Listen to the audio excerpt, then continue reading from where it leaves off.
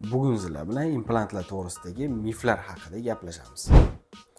Eshitishimcha, implant organizmda rak keltirib chiqarar ekan. Siz bunga nima deysiz? Siz ham shunaqa fikrdamisiz?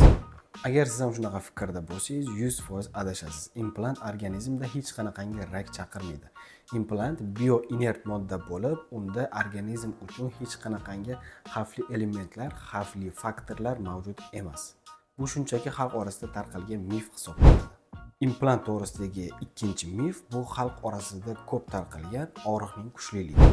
Ko'pchilik bemorlarimizga implant qo'yishni taklif qilganimizda ular implantdan qo'rqishlarini, og'riq kuchli bo'lishini aytib o'tishadi. Lekin aslida unaqa emas. Implant qo'yish jarayoni oddiy mahalliy og'riqsizlantirish asosida olib boriladigan deyarli mutlaqo og'riqsiz operatsiya hisoblanadi. Agar siz implant qo'ydirayotganingizda kuchli og'riq sezgan bo'lsangiz, demak anestetik noto'g'ri tanlangan yoki vrach xatosi bo'lishi mumkin.